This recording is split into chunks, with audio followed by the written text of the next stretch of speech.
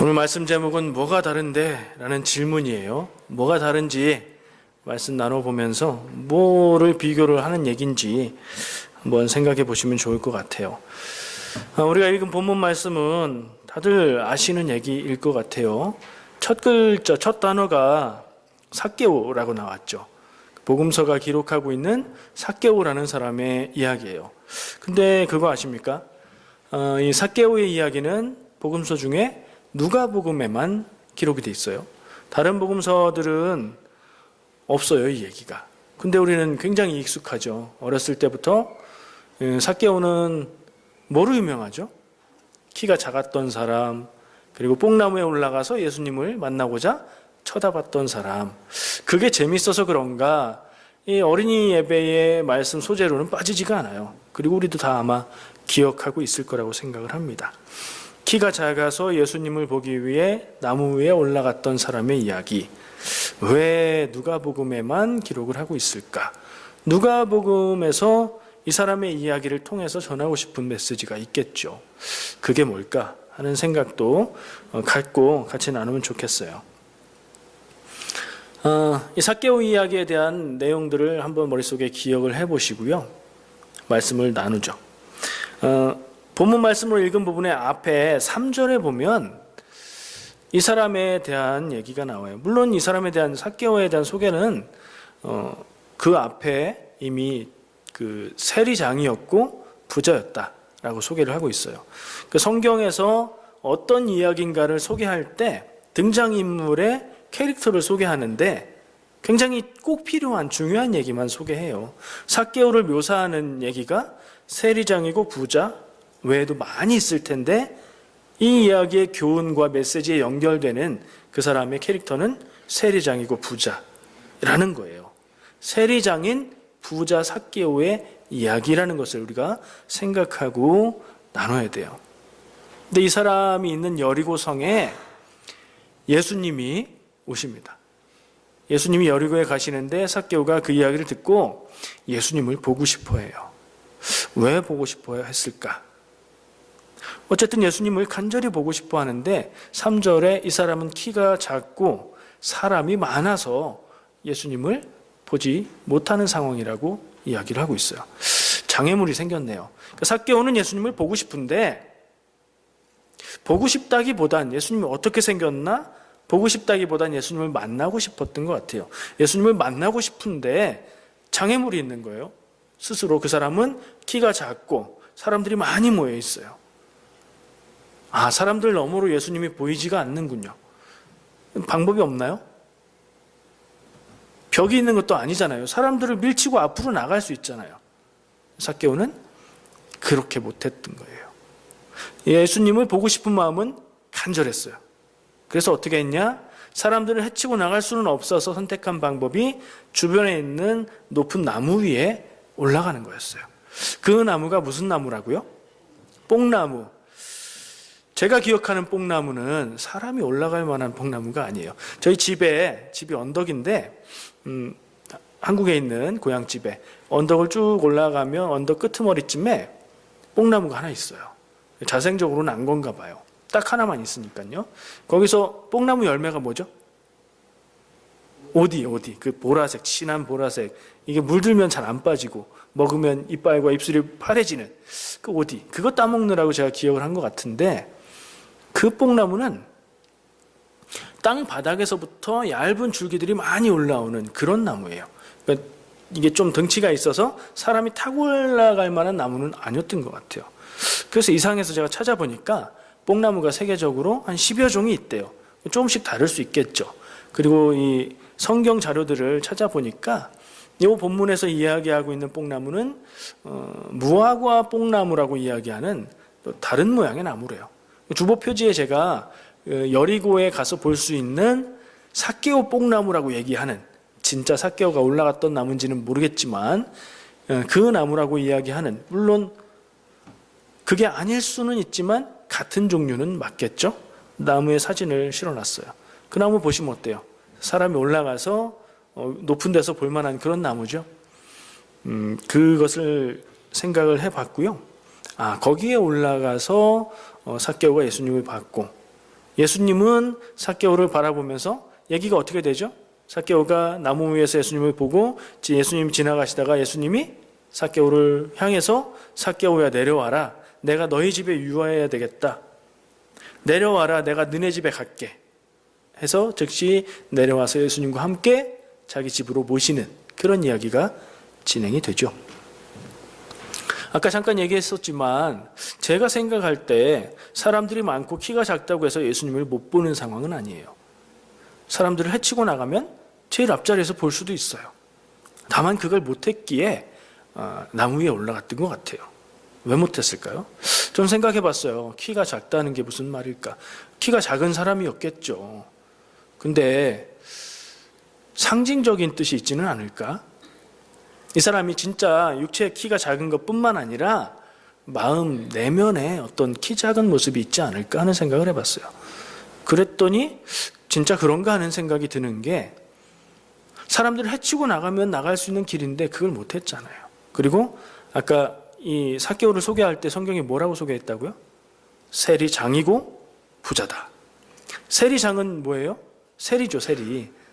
세리는 뭐 하는 사람이에요? 세금 걷는 사람. 그 세금은 어디로 가요? 로마로 가죠. 유대가 있는데 유대인으로서 유대인들에게 세금을 걷어서 로마로 보내야 되는 일을 하는 그런 사람들이 모여있는 그 지역의 우두머리인 거예요. 세리장. 사람들이 세리를 싫어할까요? 좋아할까요? 싫어해요. 이 근처 말씀을 보면 아까 얘기한 대로 이 삭개오와 함께 예수님이 삭개오의 집으로 가요.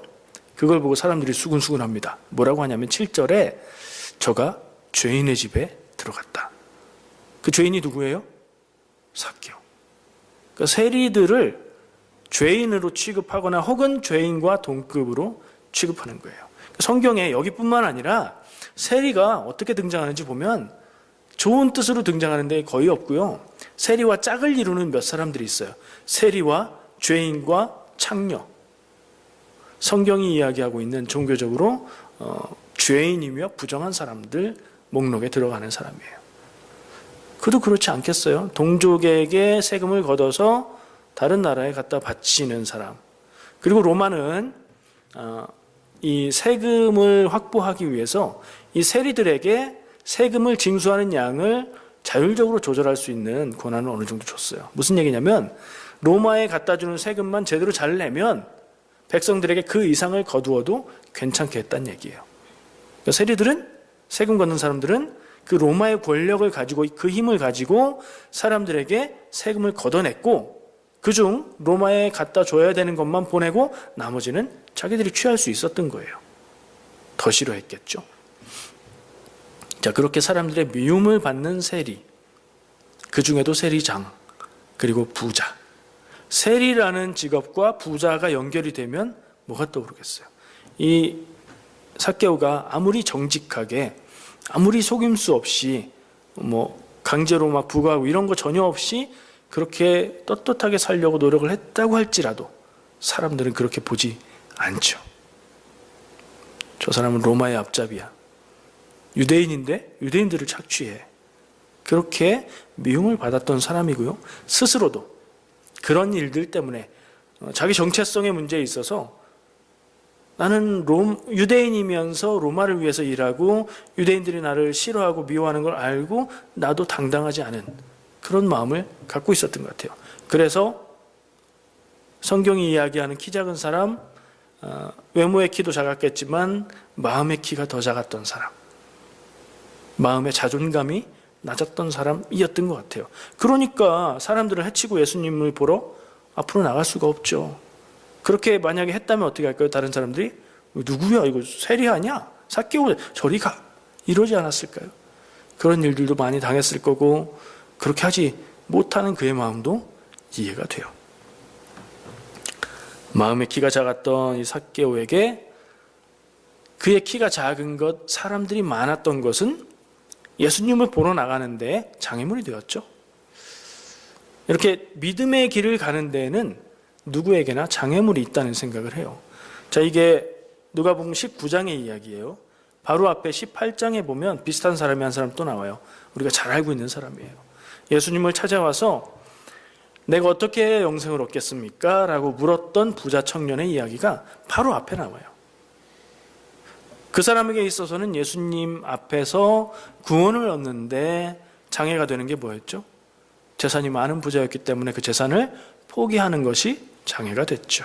그래서 예수님 앞에 구원의 답을 얻었음에도 불구하고 그 구원을 얻는 결단을 하지 못하고 근심하는 얼굴로 영생을 포기하고 돌아간 거죠. 우리에게는 어떤 장애가 있을까요? 교회 다닌다고 믿음을 고백한다고 해서 늘 예수님 앞에 100% 충만한 상태로 서 있다고 할 수는 없겠죠. 예수님 앞에 그렇게 나아가려는 마음은 있으나 그게 되지 않게 만드는 장애가 누구에게나 다 있다고 생각을 해요. 마음의 어떤 짐일 수도 있고 마음의 상처일 수도 있고 내가 무언가 오해하고 있는 일일 수도 있겠죠. 믿음에 대해서 내가 생각하고 있는 게 하나님의 뜻과 다를 수도 있겠죠. 어떤 것인가 장애가 있어서 우리를 예수님 앞에 나아가는 데, 예배하는 데에, 하나님 앞에서 하나님의 자녀로 살아가는 데에 장애가 되게 된다면 어떻게 해야 될까요? 그냥 거기서 머물러 사는 건 아닌 것 같고 삭개오는 그것을 극복하고자 노력했고 그것을 넘어선 것 같아요. 우리도 그렇게 나아갈 수 있으면 좋겠습니다. 그래서 날마다 믿음이 더해가고 하나님의 자녀로 살아가는 자유함, 당당함이 우리에게 있었으면 좋겠어요. 제가 18장에 나오는 이 앞장에 나오는 부자 청년 얘기를 했죠. 그 사람하고 그 사람의 이야기와 이 삭개오 얘기가 연결이 돼요. 근데 이 둘은 내용상 비슷해요. 뭐가 비슷하죠? 부자라는 점이 비슷해요. 근데 18장의 부자 청년은 구원받지 못했어요. 구원받지 못했을 뿐 아니라 그가 떠나고 난 뒤에 예수님은 제자들에게 부자가 하나님의 나라에 들어가기가 얼마나 어려운가 하면 낙타가 바늘길을 지나가는 게 그거보다 더 쉽다. 이런 얘기를 하셨죠. 그러니까 제자들이 깜짝 놀라서 그럼 누가 구원을 받을 수 있습니까? 라는 말을 하죠. 거기에 예수님은 사람으로는 할 수 없지만 하나님으로는 하실 수 있다. 이렇게 얘기해요. 그 부자 청년의 이야기와 그 예수님의 이야기를 지나서 이 삭개오의 이야기가 이어서 나온다는 게 의미가 있는 것 같아요. 비교가 돼요. 같다고 볼 수 있는 어쨌든 부자였는데 공통점이 있는데 한 사람은 구원을 포기했고요. 구원의 방법을 몰라서가 아니고 구원의 방법을 알았으나 그것을 가지 못해서 포기했고요. 한 사람은 예수님이 뭘 해라라고 요구한 것도 아닌데 스스로 뭘 하겠다고 결단을 해서 예수님의 말씀으로 구원이 임했음을 선언을 받죠. 완전히 반대의 모습을 보여줘요. 뭐가 다를까요? 오늘 말씀의 제목이 여기서 나온 거예요. 이 둘의 차이가 뭘까? 왜 한 사람은 부자인데 구원받지 못하고 왜 한 사람은 부자인데 구원을 받았을까? 둘 사이의 차이가 무엇일까? 이 이야기 안에서 우리의 믿음도 살펴볼 수 있는 그런 통찰이 있었으면 좋겠어요. 저는 한 세 가지를 생각해 봤어요. 여러분도 한번 생각해 보세요. 두 가지 이야기, 두 사람의 이야기를 비교하면서 뭐가 다를까? 나와는 어떤 관계가 있을까? 나는 어느 쪽에 가까울까? 한번 생각해 보시면 좋겠고요. 제가 생각한 걸 하나씩 말씀드려 볼게요. 첫 번째, 삭개오는 공개적으로 사람들 앞에서 예수님에게 나왔어요. 대낮에 사람들이 다 많이 있는데 예수님께 나갔어요. 그래서 사람들이 그렇게 얘기했던 거예요. 죄인의 집에 들어가네 라고 말했던 거예요. 그런 거를 예상 못했지는 않겠지만 그런 거 다 상관없이 예수님이 삭개오의 이름을 불러주시고 그 집에 가서 머물겠다고 하셨을 때 그런 거 아무 관계없이 예수님을 기쁨으로 영접하고 예수님 앞에서 이런 결단들을 하고 있는 모습을 볼 수 있어요. 근데 18장에 나온 부자 청년은 어땠죠? 예수님 앞에 예수님을 만나러 올 때 뭐 키가 작거나 이런 장애는 전혀 없었어요. 근데 밤에 사람들이 있는 때가 아니라 예수님과 제자들이 있는 때 슬며시 찾아와요. 그래서 어떻게 해야 영생을 얻겠습니까? 라고 묻죠. 차이가 좀 있죠. 다른 사람들이 보지 않는 상태에서 예수님께만 조용히 나와서 물었고요. 삭개오는 공개적으로 사람들 있는 가운데 예수님께 나왔어요. 그 점이 다른 것 같아요. 사람들 앞에서 자기를 드러내면서 나올 수 있는 것은 용기이기도 하고, 그만큼 그가 예수님을 보고 만나고 그게 표현하는 게 뭔가 생각했을 때 구원의 삶인데, 그것에 대한 열망이 간절했다는 걸 알 수가 있어요. 간절하면 다른 거 안 보이잖아요. 내 자존심 같은 거 챙길 이유가 없죠. 가장 중요한 것을 향해서 나가는 발걸음에 다른 사람들이 나를 어떻게 보는지가 뭐가 중요해요. 근데 부자 청년은 그게 중요했던 사람이에요. 그런 차이를 발견했고요. 두 번째는, 이것도 참 묘해요. 부자 청년, 18장의 부자 청년은 예수님을 향해서 꼭 물어야 될 것, 가장 중요한 것을, 그 핵심을 정확하게 한마디로 물었어요. 어떻게 해야 영생을 얻겠습니까? 내가 무엇을 해야 영생을 얻겠습니까? 라고 물었어요. 얼마나 이 사람이 지적이고 영적이고 중요한 것을 아는 사람이에요. 근데 그 사람이 구원을 받았어요, 못 받았어요? 믿음으로 나갔어요, 못 나갔어요? 못 나갔어요. 묘해요. 삭개오는 예수님을 보기 원했고 예수님께 나가긴 했는데 예수님께 구원의 길을 물은 적이 있어요?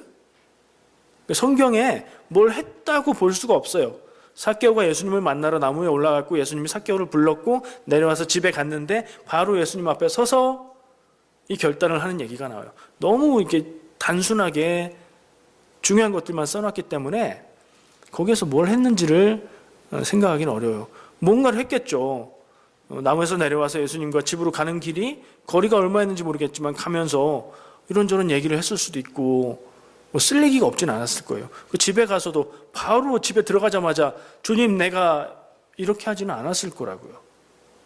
중요한 것만 기록해서 그렇게 한 것 같은데, 삭개오는 예수님께 영생을 묻지도 구원을 묻지도 내가 뭘 해야 되겠습니다 묻지도 않았어요. 그리고 자기가 결단했어요. 이 결단에 대한 대가로 구원을 약속해 주세요 뭐 이런 것도 없이 예수님을 만났고 결단했고 예수님은 구원을 선언하셨어요. 그러니까 삭개오를 이 앞에 있던 부자 청년하고 비교해 보면 영생과 구원과 믿음에 대한 정확한 질문을 갖고 있지는 않았다라고 생각할 수도 있어요. 물론 마음에는 그 열망이 있었죠. 근데 성경은 그걸 구체적으로 기록하지 않아요. 그러나 그가 행함으로, 그가 결단함으로 구원을 얻은 사람으로 기록하고 있죠. 알았으나 결단하지 못해서 구원 못 받은 사람과 아는 것을 명확하게 표현하거나 드러내지 않았음에도 결단하고 행함으로 구원받은 사람을 비교하는 것으로 보이지 않으세요? 아는 것도 중요한데 행하는 게 더 중요하다는 것을 생각하게 돼요. 아는 것이 없어도, 혹시 없어도 마음에 가득한 열망, 믿음에 대한, 구원에 대한, 영생에 대한 열망을 가지고 나가는 게 중요하다는 생각을 해요. 그리고 믿고 깨닫고 아는 대로 행하는 게 중요하다는 생각을 하게 돼요. 세 번째, 이 두 사람의 차이점. 죄인임을 인정했다. 누가요? 삭개오가. 그런 내용이 있어요? 없어요. 제가 소개해준 양도 많지 않지만 그 내용 가운데 주여 제가 죄인입니다 뭐 이런 얘기가 없죠. 근데 이 삭개오가 한 얘기들을 살펴보면 이 얘기가 죄인이라는 고백이겠구나 생각되는 부분이 있어요. 뭐냐면요, 삭개오가 예수님이 집에 오셨을 때 일어나서 결단한 것을 이야기하는데, 첫 번째는 내 재산의 절반을 가난한 자들에게 주겠고, 재산의 절반을 가난한 사람들에게 주겠고, 이 18장의 부자 청년에게 예수님이 요구했던 건 네 재산의 모든 것을 팔아서 가난한 사람들에게 주고 나를 따르라 였는데, 전부는 아니지만 반을 가난한 사람들에게 주고, 내가 속여서 빼앗은 것이 있으면, 세금에 관한 거겠죠. 속여서 빼앗은 것이 있으면 4배로 갚겠습니다. 딱 이 두 가지를 얘기했어요. 그랬더니 예수님이 오늘 이 집에 구원이 임했다. 이 사람도 아브라함의 자손이다. 이렇게 선언을 하신 거예요. 4배로 갚는다는 것이 율법을 근거로 해서 찾아보면요, 부정하게 취한 것을 되돌려줄 때, 그러니까 남의 것을 속이거나 빼앗거나 해서 돌려줘야 될 때 판결을 받으면 5분의 1을 더해서 주게 돼 있어요. 그러니까 20%를 더해서 120%를 줘야 되는 거죠. 근데 4배를 주는 게 있어요. 도둑질했을 때. 도둑질한 것을 돌려줄 때는 4배를 더해서 돌려주게 되어 있어요. 율법에. 그리고 당시에 헤롯 치세잖아요. 헤롯이 분봉왕으로 다스리고 있었던 때인데 헤롯이 제정한 법률에 요세푸스의 기록에 나오는데 헤롯이 지정한 법률에 도둑질한 것은 4배를 더해서 돌려주어라 라고 규정이 되어 있어요. 그러니까 이 4배라는 게 도둑질했다는 것을 인정하는 말이 된다고 볼 수 있는 거죠. 근데 그 말씀을 보면 만일 내가 네 것을 옛날 성경으로 토색한 것이 있으면 만일이 붙어 있어요. 만약에 내가 남의 것을 속여서 빼앗았으면 그거는 4배를 더해서 돌려주겠습니다라는 뜻인 것 같은데 이 만일을 어떻게 해석하는지에 따라서 다른 거가 되죠. 만일을 내가 한 적이 없는데 내 기억에는 한 일이 없는데 만약에 있다면 그렇게 갚겠습니다로 해석하면 이건 죄인이라는 고백은 아닐 거예요. 근데 이 만일을 내가 그렇게 한 일이 있고 그들에 대해서 그렇게 갚겠습니다라는 결단이라고 생각한다면 스스로 죄인입니다라고 고백하는 게 되죠. 여러분은 어떻게 느껴지세요? 저는 이 부분을 생각해 보면서 명확하게 이게 맞다라고 할 수는 없겠지만 삭개오의 태도에 있어서 볼 때 스스로 예수님 앞에 겸손한 죄인의 모습으로 나오고 있는 것은 틀림없어 보여요.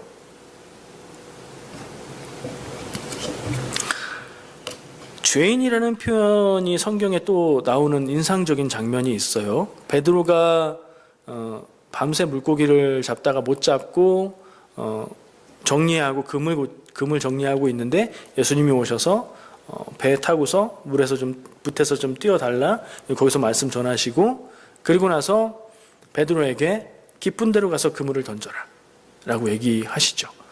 베드로는 그 말씀에 주님이 말씀하시니 제가 순종하겠습니다 하고 순종해요.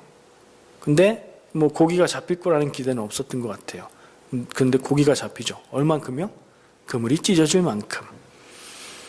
베드로가 그 일 이후에 예수님 앞에 바로 그 후에 예수님 앞에 무릎을 꿇고 주여 나를 떠나주소서 나는 죄인입니다 라는 고백을 해요. 죄인이라는 얘기를 할 때 저는 그 장면이 굉장히 기억에 나요. 이 죄인의 고백은 예수님 제가 남의 것을 훔쳤습니다. 남을 미워했습니다. 누구를 때렸습니다. 사람을 속였습니다. 제가 잘못한 일이 있습니다. 이걸 용서해 주세요. 이런 의미가 아닌 것 같아요. 갑자기 고기 많이 잡고 나서 엎드려가지고 무릎 꿇고 죄인입니다 라는 고백 그리고 나를 떠나주세요. 이게 중요한 것 같은데 나를 떠나주세요. 내가 죄인인 것을 내가 깨닫고 알게 되었는데 주님 앞에서 너무 부끄럽습니다. 이런 고백을 볼 때 이것은 성경이 말하고 있는 죄, 일상의 잘못, 남에게 피해 준 것 그런 것이 아니라 하나님을 등지고 하나님을 떠나서 살아가고 있었던 그런 죄된 삶을 이야기하는 것으로 경험이 돼요. 사람은 누구나 죄인이라고 성경이 말하죠. 우리도 그렇게 알고 있어요.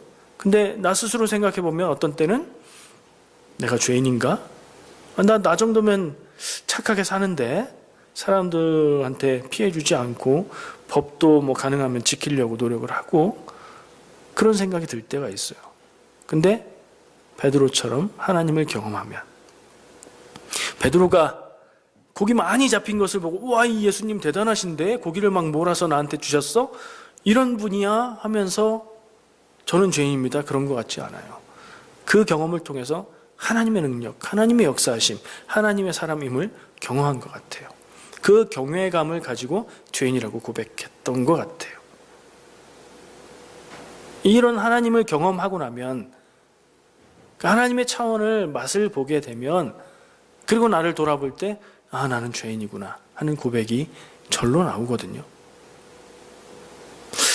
우리에게 이런 고백이 있어야 될 것 같아요. 지금 비유하고 있는 삭개오와 앞에 나오는 부자 청년, 이 사람은요 자기가 죄인이라는 의식이 없어 보여요. 뭐가 그렇죠? 예수님께 나와서 영생의 길을 물어요. 예수님이 그 사람한테 되물어요. 그랬더니 그 사람이 율법 지키는 거라고 얘기해요. 그래, 그렇게 지키고 살아라. 그랬더니 이것은 제가 어려서부터 다 지키고 있습니다 라고 얘기해요. 예수님 앞에 나는 죄인입니다. 나는 부족합니다. 하나님의 능력으로 날 구원해 주세요가 아니라 나는 율법은 다 지키고 있는데 그거 말고 더 해야 될 게 있으면 알려주세요 라는 자세잖아요. 나는 죄인입니다가 아니에요. 나는 잘하고 있는데 더 잘해야 되는 게 있으면 알려주세요. 그 정도니까, 그 정도 자세고 마음이니까. 그러니까 나는 유대인으로서 당당하게 율법을 지키고 살고 부족함이 없이 살고 공부도 많이 해서 지적인 부분도 성경을 아는 지식도 부족하지 않은데 내 마음에 여전히 뭔가 답답한 게 있어요. 영생을 얻는 부분에 대해서 내가 명확하게 알고 싶고 그런 확신이 있었으면 좋겠어요. 그러면서 내가 다 좋은데 그것까지도 갖고 싶어요 하는 마음으로 나왔다면 삭개오는 내가 가진 것 다른 것 모두를 포기해도 좋으니 주님 만났을 때 주님이 구원해 주시는 그 구원의 영생의 그것을 내가 원합니다 라는 그런 겸손한 태도로 나오는 거죠. 이게 비교가 돼요. 스스로 죄인임을 인정하고 겸손한 마음으로 주님 앞에 나오는 삶. 18장의 부자 청년은 그런 태도였기 때문에 예수님의 말씀을 그대로 따를 수 없었어요. 재산을 다 팔고 나를 따르라. 못 따라갔어요. 예수님의 말씀에 인생을 걸 수가 없었어요. 그게 제일 중요한 게 아니었기 때문에 그래요. 오히려 포기할 수 없었던 자기의 재산, 그것으로 얻을 수 있는 안락함, 그게 그 사람한테 제일 중요했던 거예요. 예수님에게 인생을 걸고 사는 사람이 그리스도인입니다. 나는 예수님의 말씀과 뜻, 예수님의 구원의 인생을 걸고 사나? 인생을 걸고 산다는 게 뭐예요? 다른 것보다 그게 제일 중요한가? 하는 질문을 해볼 필요가 있습니다. 다른 한 가지 주제를 좀 얘기하고 싶습니다. 순종이라는 주제하고 연결을 할 건데요. 8월 동안 순종에 대해서 이야기했어요. 그리고 대체적으로 순종을 얘기하면 지난주에 나눈 것은 예수님의 순종이었지만 그것을 제외하고 나면 하나님의 뜻에, 하나님의 말씀에 순종하는 거예요. 누가요? 내가, 우리가. 그것에 대해서 순종하는 것이 맞습니다 라는 얘기를 계속 해왔죠. 하나님의 말씀에 순종한다, 하나님의 뜻에 순종한다, 이건 전제 조건이 있어요. 하나님의 말씀을 알고 깨달아야 돼요. 하나님의 뜻을 알고 깨달아야 돼요. 기도할 때도 이래요. 하나님 내게 뜻을 알려주시고 하나님이 인도하시는 바를 알게 하시면 내가 따르겠습니다가 돼요. 이거는 안 움직이는 거예요. 하나님이 내게 알려주시거나 깨닫게 하시기 전까지는 그냥 내가 순종하겠습니다 하는 태도만 갖고 있는 거예요. 근데 저는 오늘 삭개오의 이야기를 읽으면서 그것과는 다른 태도를 발견해요. 예수님이 삭개오를 먼저 찾아오신 게 아니에요. 삭개오가 먼저 예수님을 향해 갔고 예수님이 보이지 않으니 예수님을 보기 위한 방법을 찾으면서 노력을 했고 예수님을 만나서 예수님이 그를 불러주고 그의 집에 갔을 때에 그가 결단하고 그것을 말하죠. 조금 더 적극적인 느낌이 들어요. 하나님, 하나님의 뜻을 알게만 해주시면, 깨닫게만 해주시면 제가 순종하겠습니다 보다 한 걸음 더 나가는 것 같아요.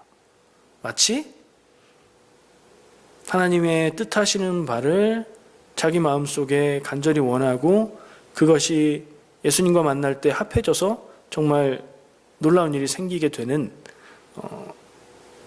주인이 종에게 일을 시키기 전에 종이 주인의 마음을 알아서 그 일을 할 수 있는 것과 같은 그런 모습 같은 느낌이 들었어요. 그러니까 구원받은 부자 삭개오의 모습은 여러 가지 얘기를 할 수 있겠지만 부르심에 순종한 모습이 아닐까. 예수님이 삭개오야 이름 부르시고 내려와라 내가 너의 집에 유하겠다 라고 했을 때 그 뒤에 이어질 일들이 그 집에 구원이 이르는 일인데 그 일을 자기의 결단과 자기의 마음과 고백으로 이뤄내는 좀 더 적극적인 모습을 발견하는 거죠.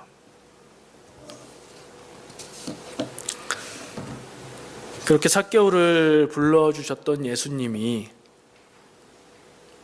나를 불러주신다면, 여러분들 내 이름을 부르시면서 내려와라 내가 너희 집에 거하겠다 하신다면 여러분들은 어떠실 것 같아요? 막 자다가 꿈에 현몽하여 예수님께서 내가 너와 함께 하겠다. 너는 지금부터 내가 인도하는 대로 살자. 이러면 마음이 어떠시겠어요? 좋으시겠죠? 예수님의 부르시는 음성이 나를 향하고 그 음성에 순종할 수 있다면 얼마나 좋을까요? 근데 여러분들 알고 계세요? 하나님은 우리 마음의 문을 두드리면서 늘 우리를 부르고 계신다는 거예요. 요한계시록 3장 20절 말씀에 있잖아요. 볼지어다 내가 문 밖에 서서 두드리노니 누구든지 내 음성을 듣고 문을 열면 내가 그에게로 들어가 그와 더불어 먹고 그는 나와 더불어 먹으리라. 그림이 그려지잖아요. 성화로 그려진 그림도 있잖아요. 예수님이 문을 이렇게 문 앞에 서 계신 그 문은 무슨 문이에요? 나의 마음의 문, 나의 영혼의 문, 나의 삶의 문. 내가 열지 않으면 주님은 내 안에 들어오지 못하시는 그 문이죠. 그렇게 하고 계신다면, 그렇게 하고 계신다니까 이 음성을 듣고 계십니까? 예수님이 나를 부르시는 그 음성을 듣고 계십니까? 이 음성에 민감하게 귀를 기울이고 살고 있습니까? 내 마음의 귀는 어떤 얘기에 민감한가? 정치에 민감한가? 경제에 민감한가?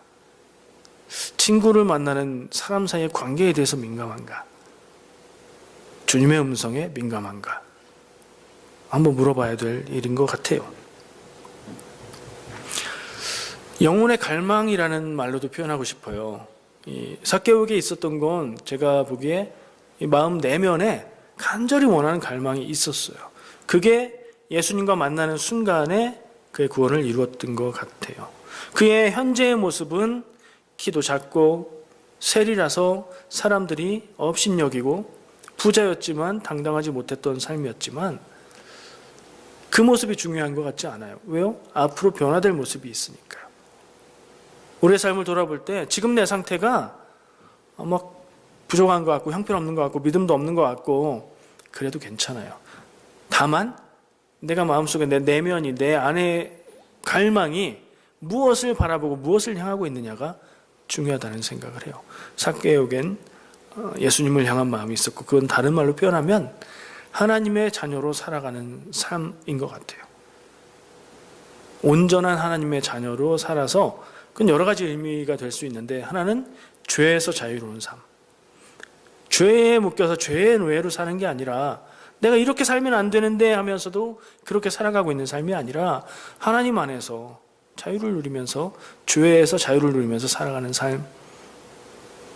키가 작아도 부자가 아니어도 다른 사람들보다 잘나지 않고 못났어도 그래도 감사하며 기쁨으로 살아가는 삶, 이런 것들 아닐까 생각이 돼요. 삭개오의 마음 안에는 그런 게 있었고 그것을 간절히 원하는 마음으로 예수님을 만나기 원했고 예수님을 만났을 때 그 만남을 통해서 그의 결단으로 열매를 맺었고 그래서 구원을 이루게 되었다 생각을 해봐요.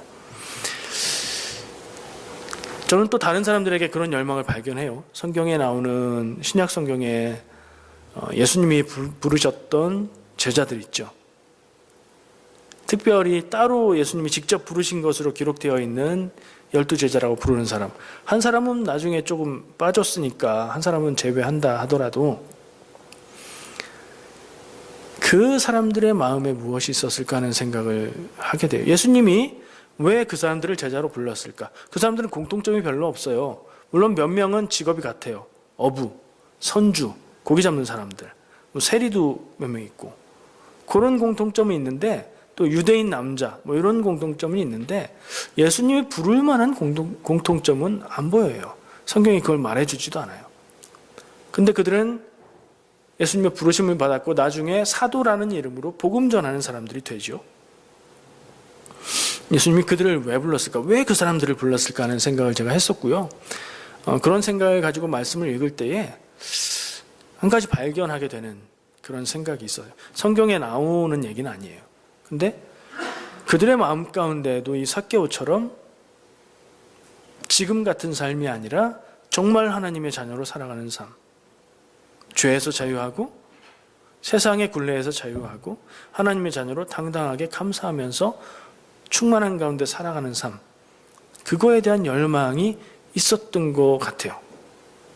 그게 있어서 예수님은 그것을 보시고 그들을 부르셨고, 그게 있어서 그들은 그 길을 발견했을 때에 목숨을 아까워하지 않고 복음 전하면서 살아갔던 것 같아요. 처음에 제가 드렸던 질문 다시 한번 생각해 볼게요. 왜 누가복음에만 삭개오 이야기가 기록이 되어 있을까요? 누가복음에서 삭개오 이야기를 기록하면서 말하려고 하는 메시지는 뭘까요? 제가 의도적으로 다 얘기했어요. 부자 2명 얘기가 연속으로 나오잖아요. 그리고 앞에 부자는 구원받지 못했고 그 부자를 향해서 예수님은 부자는 구원 못 받아 라고 들리는 말씀을 하셨죠. 근데 하나님은 하실 수 있다 얘기하셨고, 그 실례로 정말 하나님이 움직이셔서 구원받게 된 부자를 보여주는 게 아닌가. 그리고 그를 통해서 부자가 아니어도 모든 사람이 죄인이라는 생각을 가지고 보면 모든 죄인들이 구원의 길을 가는 어떤 샘플로 그를 보여주고 있는 것이 아닌가 하는 생각을 해봐요. 어떻게 들리세요? 말씀을 준비하면서 스스로 질문을 해봤습니다. 마지막에 다루었던 얘기, 삭개오의 마음 가운데 있었을 거라고 생각했던 그 하나님의 자녀의 모습에 대한 열망, 지금처럼 사는 게 아닌 하나님의 자녀로 살아가는 것, 제자들 마음 가운데 있었을 거라고 제가 생각해봤던 똑같은 열망, 그게 나한테 있나? 정말 하나님의 자녀, 제대로 된 그리스도인, 죄에 매이지 않고 세상 가운데 어떤 일을 만나도 자유로운 하나님의 자녀, 그렇게 살아가고 그것을 전하고자 하는 그런 열망이 내 안에 있나? 대답하기가 쉽지는 않았지만 두렵고 떨리는 마음과 함께 그렇다는 대답을 할 수 있었어요. 여러분들에게도 그게 있을 거예요. 그게 있어서 여러분들이 이 자리에 있지 않을까요? 근데 좀 더 그것을 밝게 보고 그것을 주님 앞에 좀 더 우리가 강한 열망으로 움직이고 우리의 삶을 향해서 부르시는 주님의 음성에 순종해 나가는 그런 삭개오 같은 삶, 구원받은 부자. 부자는 저는 다른 거 상징한다고 보지 않고요, 죄인을 부자로 뒤집어서 얘기한다고 보거든요. 죄인이면서 구원받을 수 있는 삶의 길, 그것을 보여주는 사람의 이야기 같아요. 근데 우리 마음에 동시에 있는 열망이 있어요. 부자가 되고 싶은 열망. 부자까지는 아니어도 재정 문제로 고민하지 않는 그런 삶을 좀 살았으면 좋겠다 하는 마음. 또 다른 것도 있죠. 다 필요 없고 건강하게 평안하게 좀 살았으면 좋겠다, 이런 마음 다 있잖아요. 굵고 짧은 인생보단 가늘고 길게 가는 인생, 뭐 이런 거 동시에 다 있어요. 하나님의 자녀가 되는 길은 평안하고 막 많은 걸 누리고 좋고 이런 길은 아닐 거예요.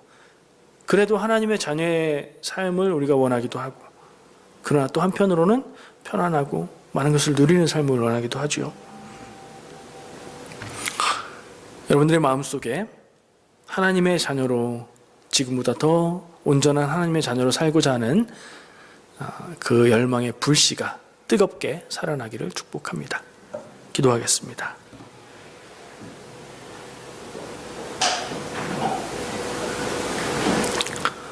우리 인생의 구원이 되시는 주님, 오늘 말씀을 함께 나누고 기도합니다. 우리도 삭개오처럼 주님 앞에 나아가기 원합니다. 다른 것들도 좋은 것이 많지만 가장 중요한 것, 그것을 가장 맨 앞자리에 놓고 살아가기 원합니다. 주님, 우리를 붙들어 주시옵소서. 예수님의 이름으로 기도합니다. 아멘.